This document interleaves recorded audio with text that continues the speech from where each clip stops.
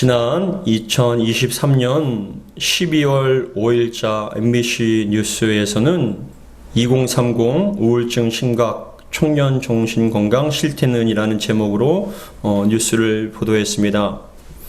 요즘 우울하다고 하는 분들이 많은데 지난해 2023년 우울증으로 병원에 찾은 환자가 처음으로 통계 가운데 처음으로 100만 명이 넘었다고 합니다. 특히 걱정이 되는 것은 젊은 세대로 우울증 환자 가운데 20대가 18.6%로 가장 많았고 30대가 16%로 그 뒤를 이었습니다. 이러한 경향은 자살 어떤 사망자 수에서도 확인이 되는데 올 한 해 상반기 자살 사망자는 6,900명입니다. OECD 국가 중에서 독보적으로 1위를 차지하고 있는데 지난해 같은 기간보다 8.8%가 좀 늘었습니다. 특히 19세 19살 이하의 청소년 자살 사망자가 18%나 늘어서 유독 좀 높은 증가율을 보였습니다. 그러니까 지금 10대나 20대나 30대나 그런 우울증과 어떤 삶에 대한 희망이 없어서 자살을 하는 숫자가 엄청나게 많아졌다는 겁니다. 30대 가명입니다. 가명으로 김지원 씨라는 분이 인터뷰를 했는데 10년 전부터 혼자라는 느낌에 빠졌습니다. 아무도 자신의 이름을 불러주지 않는 생각에 극단적인 생각도 했는데 이 김지원 씨가 리포터와 함께 그 어떤 자신이 처한 상황에 대해서 인터뷰를 했는데 다음과 같이 말했습니다. 너무 힘들고 막 진짜 죽을 것 같거든요. 진짜 누워서 숨만 붙어있는 상태였습니다.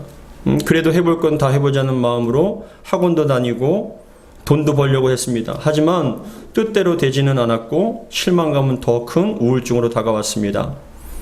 힘든 일이 있을 때마다 자꾸만 집으로 도망가게 되고 역시 난 안 돼, 난 역시 안 된다는 그런 어떤 절망감에 더욱더 고통스러웠습니다. 이 김지원 씨처럼 우울증을 겪는 2030 세대 환자 수는 34만 6천 명입니다. 100만 명 중에 34만 6천 명이 우울증으로 호소하고 있습니다. 지난 5년간 20대는 90.3%라는 숫자로 엄청나게 증가하게 되었고 30대 환자는 77.5%가 증가했습니다. 모든 연령층에 가장 많은 숫자지요. 올 한 해 2030 어떤 100여 명이 찾았던 한 상담기관 그리고 이들을 주로 호소하는 그런 증상들, 그런 현상들을 보면은 대부분이 무기력 그리고 불안감 그리고 불면증을 호소하고 있다고 합니다. 실제로 서울연구원 조사에서 이른바 자살생각군이라는 게 있어요. 자살생각군. 그러니까 자살을 생각하는 그런 군이 있는데, 사람들이 무리가 있는데, 그러한 생각군의 스트레스 원인을 보면은 청년층은 독보적으로 경제적인 어려움, 그리고 실직과 어떤 미취업에 대한 어떤 두려움에 대한 이유가 그들을 우울하게 만든다는 것이죠. 코로나19의 계기로 사회적 고립감이 더욱더 커진 데다가 취업난 등 경제적인 문제에 시달린 결과로 해석됩니다. 더군다나 SNS를 통해서 보면서 저 사람은 저렇게 행복한데 저렇게 풍요롭고 화려한 삶을 사는데 나는 왜 이렇게 초라한가? 나는 왜 이렇게 슬픈 삶을 살지? 왜 이렇게 불행한 삶을 살지라면서 다른 사람과 자신의 삶을 비교하다 보면 더 큰 스트레스로 인하여서 우울감을 갖는다고 합니다. 한 보도에서도 다음과 같이 얘기합니다. 2030 세대의 젊은이들이 4억을 대출받아 집을 산 사람들은 한 달에 220만 원 정도를 상환한다고 해요. 대출 이자로. 4억을 대출받으면 그 이자와 원금을 갚는데 220만 원을 대출 상환을 해야 된답니다. 많은 젊은이들이 어떤 소위 연끌을 통하여서 집을 사거나 주식에 투자했지만 오히려 더 떨어지고 더 어려워지는 상황 속에 수입의 70%를 이자를 갚는 데 사용한다는 거예요. 수입의 70%를. 그러니까 그러다 보니 삶의 질이 현저하게 떨어지는 것을 느낀다는 것이죠. 뿐만 아니라 한 나라가 유지가 되기 위해서는 최소한 출산율이 2.1명이 돼야 합니다. 한 나라가 유지가 되기 위해서는 2.1명이 돼야 되는데 대한민국의 출생률은 여러분 0.7%예요. 그러니까 세계 어떠한 나라가 유지가 되기 위해서 2.1명의 출생률이 필요한데 우리나라는 0.7명이라는 것이죠. 이런 상태로 가면 인구 절벽이 되고 나라가 소멸될 수도 있다는 거예요. 뉴스의 보도에 의하면 지금도 군대 갈 수 있는 젊은이들이 점점 줄어든다는 것이죠. 근데 한국의 출산율 감소는 여러분 세계 1위라는 거예요. 지금 감소율이 엄청나게 많아서 세계 1위라는 거예요. 그런데 더욱더 충격적인 것은 서울의 출산율은 0.7%가 우리 0.7명이 한국의 출산율인데 서울에 사는 사람들은 출산율은 0.59명이라는 거예요. 극명하게 더 떨어진다는 것이죠. 그만큼 삶이 퍽퍽하고 힘들기 때문에 서울에 사는 그러한 것에 어떤 영향을 많이 받는다 합니다. 취직을 하지만 빚이 많아지고 연애할 여유도 없고 결혼은 꿈도 꾸지 못하는 상황에서 일단 결혼을 한다 할지라도 아이를 낳아서 행복하게 해줄 수 있는 환경과 여건을 만들 수 있는 자신이 없으니까 아이를 낳는 걸 포기한다는 것이죠. 그런데 이러한 어려움은 비단 2030뿐만이 아니라 10대 그리고 60, 40대, 80대까지 절연령층에서 나타나는 현상이라는 것이에요. 요즘에 보면은 70대나 80대 어르신들은 경제적인 빈곤과 혼자라는 외로움을 인하여서 어떤 죽고 싶다라는 어떤 자살에 대한 생각이 더욱더 많아졌다고 얘기합니다. 성도 여러분, 사실 우리가 사는 세상이 예전보다 얼마나 발전을 했나요? 그렇죠. 엄청나게 발전을 했습니다. 과학과 문명과 의학과 지식은 전 분야에 걸쳐서 발전을 거듭하고 있습니다. 근데 왜 이상하게 우리의 삶은 점점 질이 떨어질까요? 모든 게 다 발전하고 잘 사는 것처럼 보이는데 우리의 현실적인 삶은 질이 점점 더 떨어진다는 거예요. 살기 힘들어진다는 겁니다. 앞으로 과학과 의료와 문명이 발전하면 여러분 더 살기 좋아질까요? 그러나 아이러니하게도 인간은 점점 더 많은 질병에 노출이 될 뿐만이 아니라 기후의 변화로 인해서 먹을 것과 마실 것이 점점점 어려워지고 심각해진다는 것이죠. 사람들은 외로움과 우울감과 무기력감에 더 힘들어하고 괴로워할 것입니다.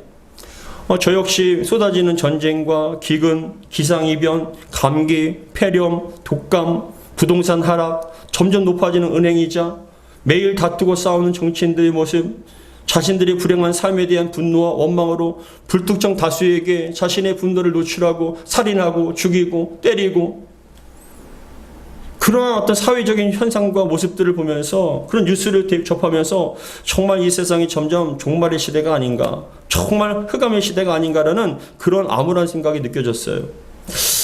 참 저도 그런 뉴스를 접하다 보면 마음이 어두워지더라고요. 아, 이거 어떻게 살아야 되나?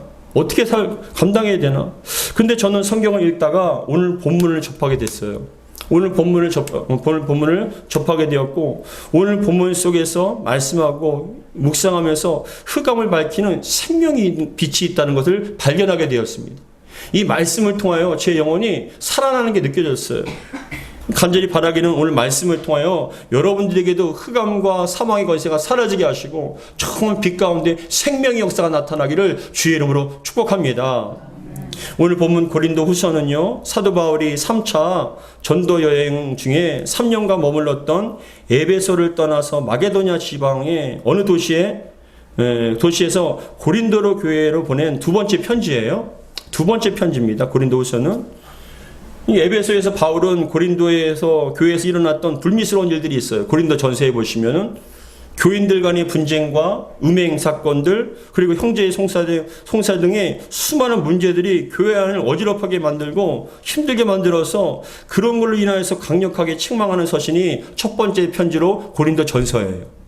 고린도 전서에서 그런 문제들에 대해서 책망을 하고 너희들이 이렇게 해야 된다라고 얘기를 합니다. 근데 고린도 교회는 사도 바울이 복음을 전하여서 세워진 교회고요.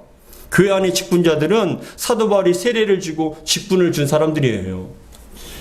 그런데 시간이 지나자 잘못된 신앙생활을 하고 그런 인해서 책망하는 사도 바울에게 그 고린도 교회와 성도들이 어떻게 하냐? 당신이 뭔데 감히 우리들을 평가하냐? 당신이 뭔데 이리라 저리라 하냐? 우리도 방언하고 환상 보면서 나름대로 신앙생활 오래 했는데 어디서 자꾸만 가르치냐라고 얘기하면서 사도 바울을 대적하는 거예요. 놀랍지 않습니까? 사도 바울이 복음을 전했고 세례를 주었고 직분을 세웠는데도 불구하고 그러한 사도 바울에 대해서 대적을 합니다. 심지어는 듣자 하니 사도라 했지만 예전에 예수 믿는 자들을 핍박하고 죽이는데 동참했다면서요. 그리고 다른 사도들은 예수님과 함께 살아계셨을 때 함께 하면서 함께 지냈던 제자들이었는데 당신은 예수님과 함께 생활하지도 않았다면서 어떻게 사도가 될 수 있습니까? 당신은 가짜 아닙니까? 라고 사도권을 의심하고 바울이 전했던 복음에 대해서 대적을 하는 거예요. 그런 상황에서 사도 바울이 편지를 써서 보냈음에도 불구하고 더욱더 악화된 상황으로 인해서 바울은 에베소에서 곧바로 배를 타고 여러분 고린도로 갔어요.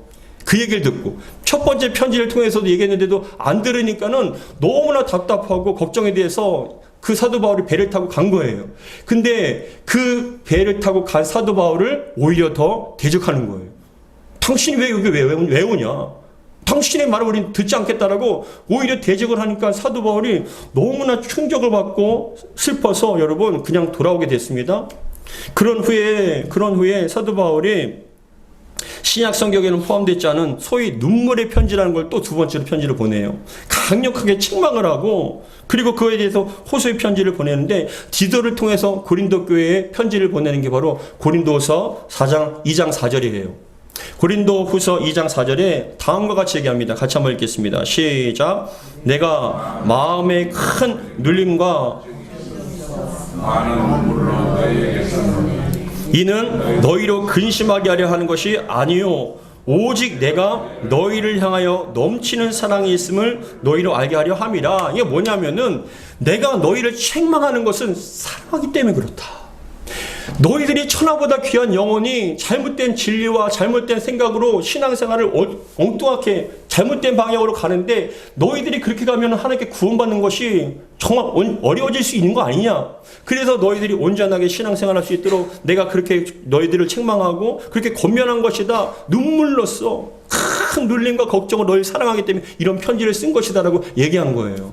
근데 그렇게 눈물로 호소하며 기도하며 책망을 하며 편지를 보냈는데 그 다음에 여러분 디도가 사도 바울한테 온 거예요. 그 디도를 통해서 고린도 교회의 상황을 듣게 되었는데 너무나 감사하게도 일부 그렇게 다 사도 바울을 대적했던 사람들 중에 일부는 회개하고 돌아왔다는 거예요. 할렐루야. 그 사도 바울의 책망과 우리가 잘못 생각했구나, 내가 잘못 오해했구나, 그래서 사도 바울에게 돌아온 사람들이 있는가 반면에 어떤 사람들은 더 강력하게 대적했다는 거예요. 더욱더 외면해버리고 대적하고 당신이 뭔데 이런 말을 하냐라고 그런 상황이라는 것이죠.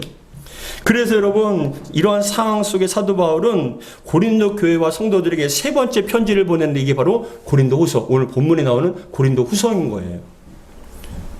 오늘 본문은 앞에서 사망의 권세에 묶여서 앞을 보지 못하고 여전히 사도 바울을 대적하며 복음의 진리를 깨닫지 못한 사람들은 흑암에 젖어 있는 사람들이고 그 속에 악한 영들, 혼미한 영이 있기 때문에 제대로 된 진리의 말씀을, 성령의 말씀을, 복음의 빛을 보지 못하는 것이라고 그렇게 말씀하고 있습니다. 오늘 4장 고린도후서 4장 3절에서 6절 같이 한번 읽겠습니다. 4장 3절에서 6절 같이 읽겠습니다. 시작. 만일 우리의 복음이 가리웠으면 누구에게요? 망하는 자들에게 가려진 것이라. 세상 사람이 아니라 교회에 나와도 이 사도 바울의 진리의 복음을 선포함에도 불구하고 자꾸만 안 듣는 거예요. 엉뚱한 이단의 소리, 거짓의 소리는 귀를 기울이는데 이 진리된 생명된 그 복음에는 귀를 기울이지 않는 것은 이미 그 사람들은 망했다는 거예요.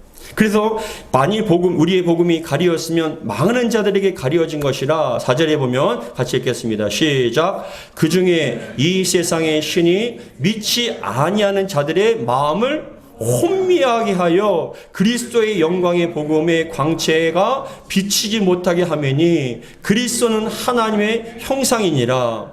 우리는 우리를 전파하는 것이 아니라 오직 그리스도 예수의 주되신 것과 또 예수를 위하여 우리가 너희의 종된 것을 전파함이라 라고 얘기합니다. 더 나가서 6절에 보시면 같이 읽겠습니다. 시작.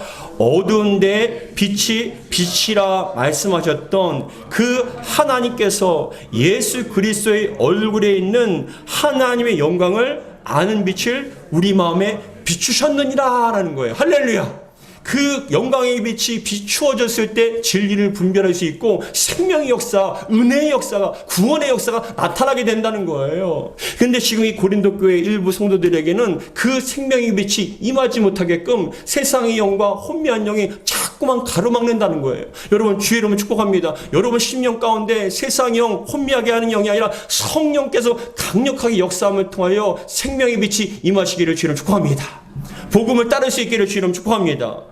그런데 여러분 이러한 상황 가운데 무엇을 얘기하냐면은 그 상황 가운데 세상의 사람들뿐만이 아니라 교회에 나와서 그 영혼 속에 복음의 생명의 빛이 비치지 않은 영혼들은 여전히 흑암에 있는 영혼들이고 방황할 수밖에 없고 진리를 찾지 못하니까 어두운 가운데 지옥을 향할 수밖에 없다는 걸 말씀하면서 복음을 통하여 생명의 빛이 비친 영혼은 예수님을 인격적으로 만난 사람들이다. 그 인격적으로 성령께서 인격적으로 만나게 하시면 그 영혼은 변화될 수밖에 없다. 예수님께서 더 이상 남의 한 것이 아니라 나를 위해서 피 흘려 죽으시고 그 피값으로 나를 구원해 주셨기 때문에 너무나 감사하게 되고 그 십자가를 자랑하게 되고 그 영혼 속에 십자가가 있으면 그 영혼은 거듭날 수 있고 새롭게 변화될 수 있다는 거예요. 그래서 고린도후서 5장 17절에는 다음과 같이 얘기합니다. 같이 읽겠습니다. 시작. 그런즉 누구든지 그리스도 안에 있으면 뭐라고요? 새로운 피조물이라. 이전 것은 지나갔으니 보라 새 것이 되었도다. 이전까지 여러분 생각했던 모든 삶의 패턴과 목적과 이유가 완전히 바뀌어진, 조금 좋아진 것이 아니라 조금 착해진 것이 아니라 완전히 새로운 피조물로서 거듭나는 역사가 그 영혼 가운데 일어난다는 거예요. 예수님을 알게 하는 생명의 빛이 비치면 흑암이 사라집니다. 사망의 권세가 쫓겨나가게 됩니다. 그래서 빛과 생명의 역사가 나타나게 됩니다. 여러분 심령 속에 흑암을 밝히는 생명의 빛의 역사가 나타나기를 다시 한번 주의 이름으로 축복합니다. 그런데 예수님을 구주로 영접한 자들은 그 영혼 속에 예수님의 그리스도의 영이 있는 사람들이고, 이를 두고 사도 바울은 보배를 담은 질그릇에 비유합니다. 오늘 4장 7절 말씀 같이 읽겠습니다. 4장 7절입니다. 시작. 우리가 이 보배를 질그릇에 가졌으니, 4장 7절 시작. 우리가 이 보배를 질그릇에 가졌으니 이는 심히 큰 능력은 하나님께 있고 우리에게 있지 아니함을 알게 하려 함이다 라고 합니다. 우리가 이 보배가 뭡니까? 예수님, 우리를 구하시는 생명의 빛, 권능, 그 예수님의 보배인데 이 보배를 질그릇에 가졌다는 건 우리가 질그릇이라는 거예요. 이 질그릇이라는 것은 무엇을 의미하냐면은 사도 바울이 우리의 인생은 항상 불안정하다는 거예요. 깨어지기 쉽다는 것이죠. 볼품이 없어요. 그래서 언제든지 여러분 인생은 질그릇같이 볼품없고 견고하지 못해서 잘 깨어지기 쉬운 것이 연약한 존재가 바로 우리라는 거예요. 질그릇 같은 존재라는 것이죠. 사단이 끊임없이 도전을 받는 존재이고, 질병에 시달리거나 환난과 어려움을 당하면, 물질적인 문제를 당하면 여러분 깨어지기 쉽잖아요. 그렇죠? 그래서 우리는 질그릇과 같은 존재라는 것이에요. 그런데 유명한 철학자 파스칼은 다음과 같이 얘기합니다. 인간은 갈대다. 한 방울의 물, 한 점의 바람에도 죽을 수 있다라고 그렇게 얘기했습니다. 그런데 중요한 것은 그렇게 소중한 보배를 질그릇과 같은 우리에게 담게 해 주셨다는 것이죠. 근데 왜 그러냐? 7절에 보시면 우리가 이 보배를 질그릇에 가졌으니 이는 심히 큰 능력은 누구에게요? 하나님께 있고 우리에게 있지 아니함을 알게 하려 함이다라는 거예요. 우리가 존귀한 것이 아니라 우리 안에 계신 예수가 존귀한 거예요. 그 예수님으로 말미암아 천군과 천사 하나님께서 우리를 존귀한 사람으로 봐주시는, 존귀한 존재로 여겨주신다는 것이죠. 그래서 보배에 해당되는 데사우론이라는 것은 보배, 보화, 보물이라는 것인데, 하나님의 영광의 빛, 복음의 강체 대신 예수님과 같은 그 보배가 질그릇과 같은 우리 안에 거한다는 거 말씀합니다. 그렇다면 여러분 잘 들어보세요. 하나님께서는 왜 보배를 금그릇이나 은그릇이나 놋그릇과 같은 존귀한 존재가 아니라 질그릇 같은 깨어지기 쉽고 연약한 우리에게, 볼품없는 우리에게 왜 임하셨을까요? 질그릇과 같은 우리가 왜 그 보배로우신 예수님을 품게 하셨을까요? 그 이유는 여기 있습니다. 그것은 바로 귀하고 존귀한 것은 우리가 아니라 우리 안에 계신 예수 그리스도라는 것을 다시 한번 강조를 하신 거예요. 그래서 다시 한번 7절에 보시면 같이 한번 읽어보겠습니다. 시작. 우리가 이 보배를 질그릇에 가졌으니 이는 심히 큰 능력이 누구에게요? 하나님께 있고 우리에게 있지 아니함을 알게 하려 합니다. 우리는 깨어지기 쉬워요. 낙심하기 쉬워요. 물질의 문제, 사람과의 어떤 문제, 갈등의 문제, 깨어지기 쉽잖아요. 깨어지기 싫으니까 사람과의 관계가 끊어질 수도 있고 자살할 수도 있고 우울감이 올 수도 있어요. 포기할 수도 있어요. 무기력감이 여러분 모든 것을 다 내려놓을 수도 있어요. 그런데도 불구하고 우리 안에 존귀하신 그 예수 그리스도께서 보배와 같이 우리 안에 거하시는 것은 우리 자신에게 능력이 있는 것이 아니라 힘이 큰 능력은 하나님께 있다는 걸 보여주시고 알게 하시기 위해서 그렇게 하셨다는 것이죠. 그렇다면 여러분 참 중요한 말씀입니다. 사람들 관계 속에서 일어나는 문제, 질병의 문제, 고통의 문제로 직장의 문제로 얼마든지 깨어지기 쉬운 질그릇과 같은 우리에게 유리주님께서 거하셨습니다. 그러나 중요한 것은 이러한 여러 가지 환난으로 인해서 깨어지기 쉬운 질그릇 같은 우리라 할지라도 참 신기하게도 여러분 깨어지지 않는다는 거예요. 쉽게 깨어질 것 같고 볼품없고 여러분 조금만 힘을 주면 얼마든지 깨어질 것 같은데 깨어지지 않는다는 거예요. 그렇다면 깨어지기 쉬운 질그릇과 같은 우리가 여러 가지 환난과 어려움을 만난다 할지라도 깨어지지 않는 이유가 무엇일까요? 그것은 세 가지로 말씀을 드리겠습니다. 첫 번째, 우리가 그러한 여러 가지 환난과 어려움을 당한다 할지라도 깨어지지 않는 이유, 우리와 같이 질그릇같이 연약한 존재임에도 불구하고 우리가 깨어지지 않는 이유는 첫 번째, 우리 안에 보배와 같은 예수 그리스도께서 계시기 때문에 그래요. 우리 안에 예수가 있으면 여러분 우리 깨어지지 않아요.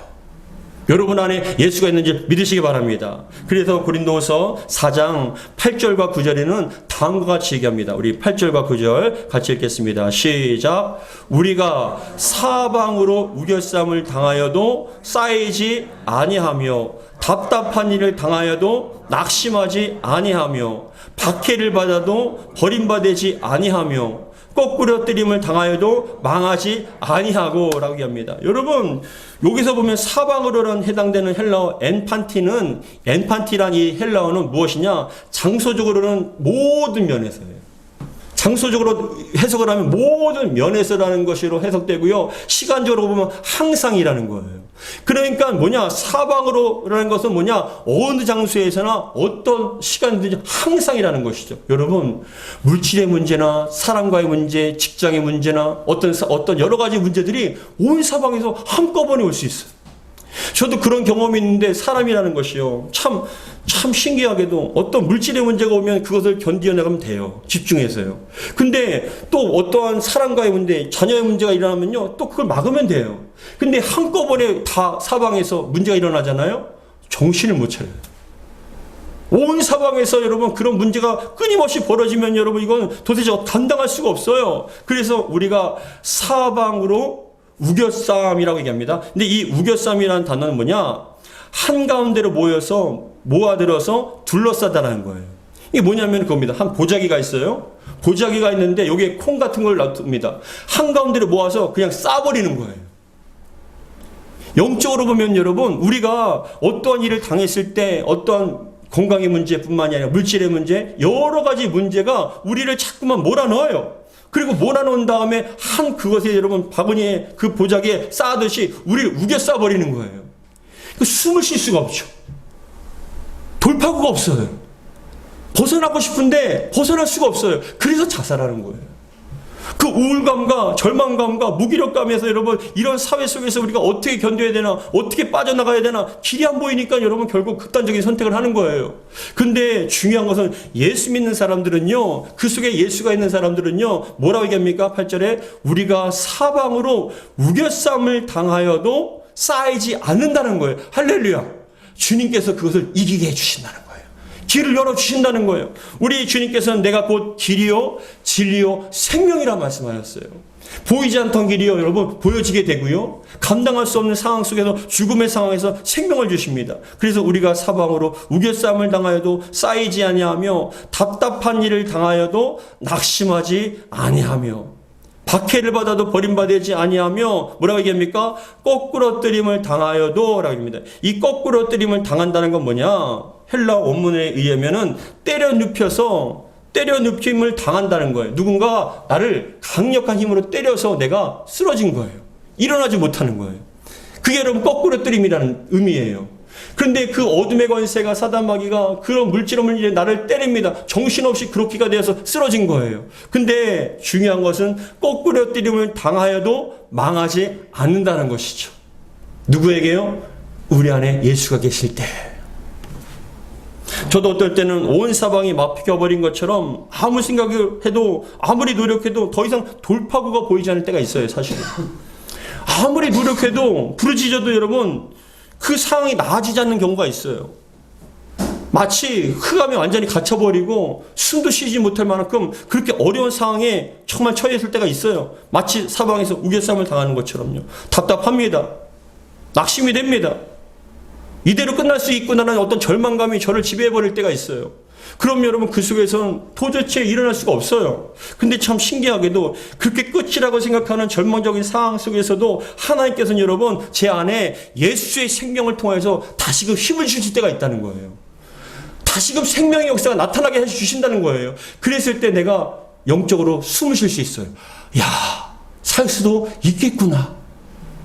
왜 그렇습니까? 그 속에 예수가 있는 사람들은 살아날 수가 있다는 거예요. 답답한 일을 당하고 우겨쌈을 당해도 그 속에서 다시 한번 일어날 수 있고 낙심하지 않을 수 있다는 것이죠. 그런데 10절에 보시면 다음과 같이 얘기합니다. 우리 10절 같이 읽겠습니다. 시작.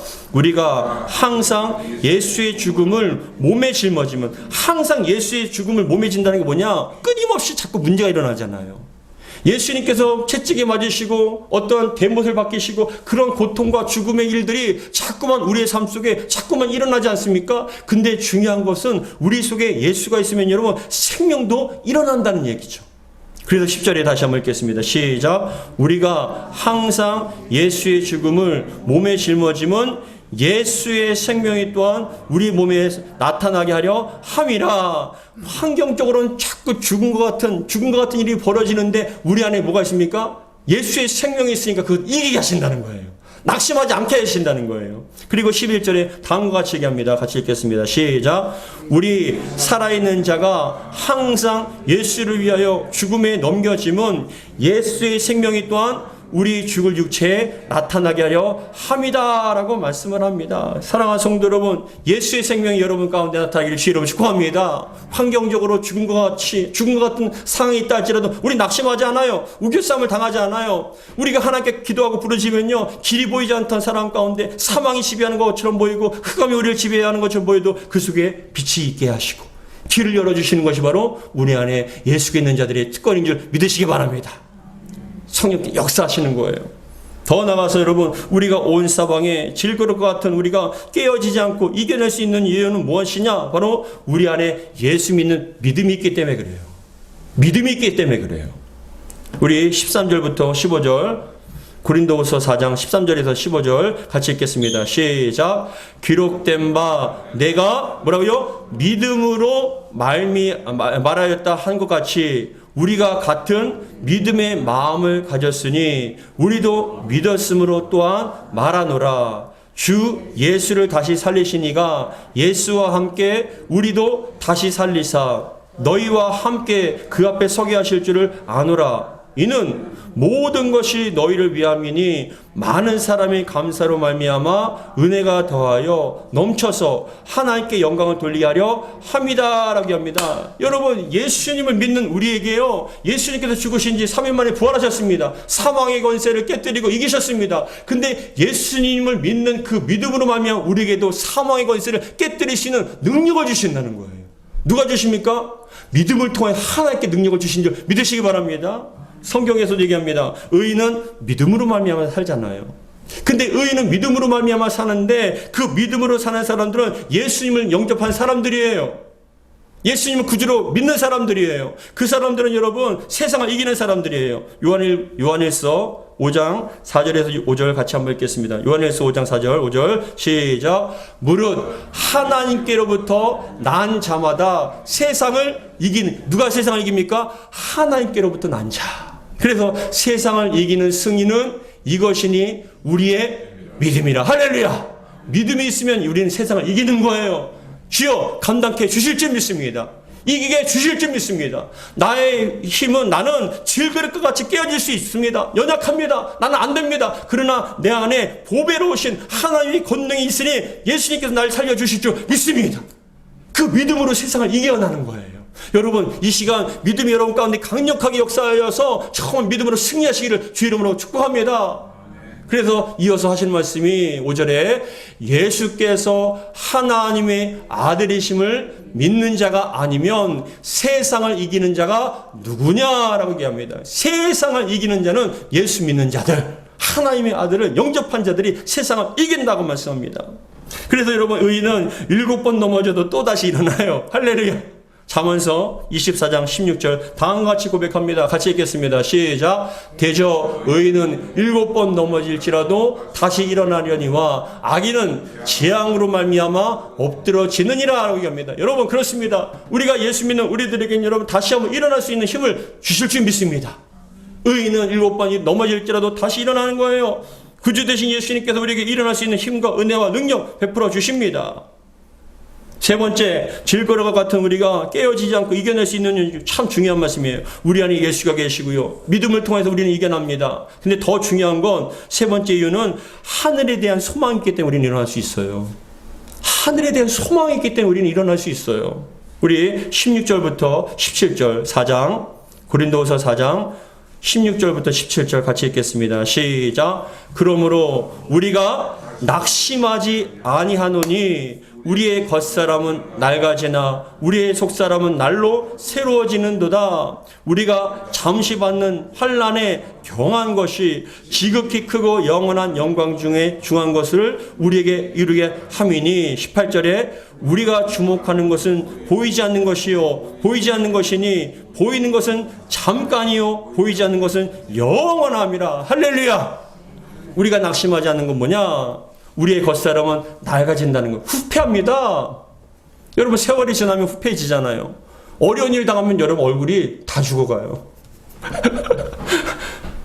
물질에 문제가 있고요. 사람과의 가정에 불화가 있고요. 어떤 사람, 직장에 문제가 있으면 얼굴이 다 죽어가요. 시커매져요. 고난으로 인해서 스트레스로 말미암아 사람이 뼈밖에 안 남아요. 괴롭습니다. 점점 후패해져요. 또 세월이 지나면 여러분 어쩔 수 없잖아요. 후패해집니다. 근데 참 신기하게도요, 그러한 상황 가운데서 예수 믿는 자들은요, 그 속에 보배가 있는 예수 믿는 자들은요, 속사람은 날마다 새로워진다는 거예요. 누구에게요? 하늘의 소망을 둔 자들에게요. 그래서 17절에 우리가 잠시 받는 환난에 경한 것, 잠시 받는다는 건 어떤 표현이냐? 여러분, 길어봤자 80년, 90년이잖아요. 이 세상 지옥 같은 세상이다, 못 살겠다, 고통스럽다라고 아무리 얘기해도 여러분, 그래봤자 여러분 80년, 90년이에요. 얼마나 남으셨습니까? 몇 년 남으셨습니까? 이기시기 바랍니다. 견디시기 바랍니다. 왜냐? 우리의 영은요, 늙지도 않아요. 병들지도 않습니다. 우리의 영혼이 육신의 장막을 벗고 영원한 세계에 들어가면요, 그 하늘의 소망을 둔 자들에게 주님께서는요, 부활의 영광을 덧입혀 주시고 영원한 영생을 누리게 해주십니다. 우리가 갈 천국은요, 눈물도 없습니다. 고통도 없습니다. 어떤 집값 때문에 걱정 없습니다. 물질의 문제 없습니다. 질병의 문제 없습니다. 모든 눈물을 닦아주시고 행복한 삶이 우리를 기다리고 있어요. 그렇게 하늘의 소망을 둔 사람은요, 이 땅에서 낙심하지 않아요. 조금만 견디자, 우리가 이겨나가자, 영원한 천국이 우리에게 있다라는 그런 소망 가운데 이겨낼 수 있다라는 거예요. 지난 금요일날 제 친한 형이 어머님이 소천하셨어요. 근데 2일장을 하시더라고요. 새벽에 소천하셨는데 그 다음날 10시에 입간을 해서 그냥 장사를 지냈는데, 근데 그 속에서도 여러분, 그 장례식장 갔는데 그 형과 형수가 오히려 얼굴이 참 밝아요. 얼굴이 밝아요. 그래서 어찌된 영문인가 했는데 89세신데 그 어머님 권사님이 그 뼈가 부러지셨는 거예요. 뼈가 부러지셨어요. 그러니까 뼈가 부러지니까 연세가 되니까 움직이지 못하고 치매가 오시고 여러 가지 고통 가운데 있는데 옆에서 지켜보기가 너무 힘들었던 거예요. 고관절이 부러지셨더라고요. 회복이 안 돼요. 막 그러니까 고통에 신음하시고 힘든데 여러분, 정신까지도 점점 치매해지시고 치매가 조금씩 오시기 시작하는데 그 속에서도 하나님께서 강력하게 역사하셔서 여러분, 그 권사님한테 은혜를 베풀어 주셔서 새벽기도 나가게 하셨대요. 새벽 3시에 일어나서, 그 형님이 목사님인데 그 교회에 바로 위가 사택이었는데 새벽에 3시에 가서 여러분 그렇게 기도를 많이 하게 하시고 기도하게 하신 거예요. 얼마나 기도하게 하시고 하늘에 대한 소망을 갖고 막 살아가게만 해주셨다는 거예요. 그래서 지난 과거 동안 하지 못했던 기도를 여러분 다 채우셨다라고 그렇게 얘기하던 거예요. 그런데 그렇게 기도하시다가 하나님 부르심을 받은 거예요. 그것을 지켜보는 목사님이 어떻게 얘기하냐. 더 이상 고통을 당하지 않고 하나님 부르심 받았으니 감사합니다. 예, 하나님께 정말 기도로서 준비하고 하늘에 대한 소망 가운데 이 땅에 더 이상 마음이 없으시더래요. 이 땅에 더 이상 소망이 없다고 얘기하시더래요. 89세에 그 얼굴이 쪼글쪼글해지신 그 모습의 가운데도 그럼에도 불구하고 기뻐할 수 있었던 건 하늘에 대한 소망이 있기 때문에 그 하나님께 부름을 받았어요. 그런데 그것을 지켜보는 주변의 목회자와 목사님과 그런 성도님, 사모님들이 또한 그런 친척들이 오히려 감사하더라고요. 하나님 정말 눈물 없고 고통 없는 천국에 데려가시면 감사합니다. 우리도 곧 천국에서 만나게 될 줄 믿습니다. 이 땅에서 정말 고통받고 힘들고 신음했던 우리 어머니 하나님 데려가 주셔서 감사합니다라고 오히려 그랬다는. 가만히 생각해 보니까 저는 그 모습이 참 은혜가 되더라고요. 여러분, 생명과 같이 여겼던 돈, 생명과 같이 여겼던 이 세상의 것들, 어떤 부동산들, 여러 가지들이 있지 않습니까? 그것을 가지면 행복할 것처럼 생각했지만 평생토록 그것만 붙잡다가 여러분 결국 하나님께 부름받을 때 뭘 가지고 갈 수 있습니까? 돈을 가지고 갈 수 있나요? 어떤 생명, 어떤 건강을 가질 수가 있나요? 어떤 생명처럼 여겼던 그것이 있어야만 행복하게 생각했던 그 모든 것들을 여러분 주님께 부름받으면 다 놓고 갈 수밖에 없어요. 그러나 가져갈 수 있는 게 뭔지 아십니까? 우리 안에 있는 믿음이에요. 우리 안에 있는 그 보배로운 예수 믿는 믿음 때문에 우린 구원받고요. 부활의 영광을 누리며 영생과 안식을 누리게 될 줄 믿으시기 바랍니다. 천국에 가서 주님께서 승리의 의의 옷을 입혀주시고 영광의 면류관을 씌워주시오며 부활의 영광 가운데 주님과 함께 영원한 생명을 누리게 될 줄 믿으시기 바랍니다. 그렇기 때문에 그런 소망이 있는 사람은요. 이 땅에서 어떠한 상황이라 할지라도 낙심하지 않는 거예요. 왜요? 우리의 소망은 하늘에 있기 때문에 그렇습니다. 지금 여러분들이 소망은 어디에 있습니까? 이 땅에 바라보면, 이 땅에 소망을 두면 가지고 누리지 못하면 여러분 얼마만큼 절망적입니까? 얼마만큼 정말 불행합니까? 그런데도 불구하고 여러분 영안이 열려져서 하늘의 소망을 두고 하나님을 바라보면 여러분 어떠한 상황 속에서도 이겨낸다는 거예요.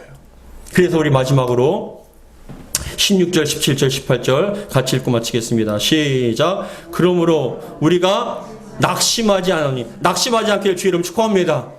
아무리 고통스러워도 아무리 불행하고 가난해도 여러분 그래봤자 80년 90년이에요. 영원한 시간 우리는 천군과 천사와 함께 우리 믿음의 선진들과 함께 주님과 함께 영생을 누리게 될 줄 믿습니다.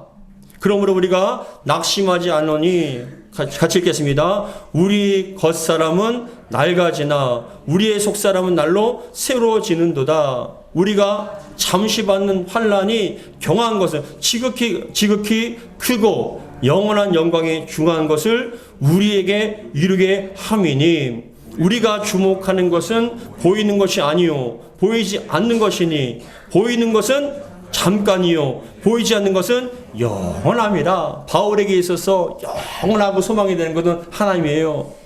이 땅에서 비록 핍박을 당하고 어려움을 당하고 배신을 당하고 질병이 있고 정말 걸어다니는 것조차도 숨쉬기조차도 힘든 그 상황 가운데서도 바울이 기뻐할 수 있어요. 왜요? 그 안에 있는 예수 때문에. 더 나가서 하늘에 대한 소망, 우리 주님께서 나를 기뻐 반겨 맞을 것이라는 그런 기쁨 때문에 감당할 수 있었어요. 여러분 무엇으로 이기시겠습니까? 물질로 이기시겠습니까? 아니면 여러 가지로 어떤 걸로 이기시겠습니까? 우리가 세상을 이길 수 있는 것 우리 안에 계신 예수로 말미암아 그 믿음으로 말미암아 하늘에 대한 소망으로 말미암아 우리는 이 어두운 세상 속에서도 믿음으로 승리하게 될 줄 믿습니다. 여러분이 하늘의 소망을 두고 믿음으로 달려가는 저와 여러분 되기를 주의 이름으로 축복합니다. 기도하겠습니다. 하나님 아버지, 정말 이 세상이 점점 악해지고 어려워지고 있습니다. 수많은 사람들이 삶을 포기한 채 그 자살이라는 불행한 일로 결단을 하며 정말 자신의 삶을 스스로 끊는 경우가 너무 많습니다. 수많은 사람들이 우울증과 공황장애와 불면증과 여러 가지 정신적 고통과 어려움을 호소하고 있습니다. 더 나가서 세상은 점점 악해지기 때문에 살기 좋아지기보다는 점점 사람들의 마음은 외로워지고 정말 무기력해지고 더욱더 힘들어짐을 고백합니다. 주여, 이런 가운데 우리에게 참된 소망은 예수인 줄 믿습니다. 예수님 우리 안에 계시고 믿음으로 말미암아 우리는 날마다 살아가며 더 나가서 주여 어떠한 우겨쌈을 당한다 할지라도 어떠한 답답한 일을 당한다 할지라도 어떠한 핍박을 당한다 할지라도 낙심하지 않습니다. 왜냐하면 우리에게 소망 되신 예수님께서 천국에 계시기 때문에 그렇습니다. 천국에서는 눈물도 없고 고통도 없고 슬픔도 없습니다. 어떤 돈에 대한 걱정과 사랑과의 갈등이 없습니다. 질병이 없습니다. 영원히 젊습니다. 주여, 그러한 영생과 부활의 영광을 누릴 때까지 날마다 믿음으로 승리하게 도와 주옵소서. 겉사람은 후피한다 할지라도 우리의 속사람은 날마다 하나님의 은혜 가운데 새로워지게 하시고 더욱더 건강케 하여 주시옵소서. 우리 주 예수 그리스도를 축복하며 기도하옵나이다. 아멘. 할렐루야.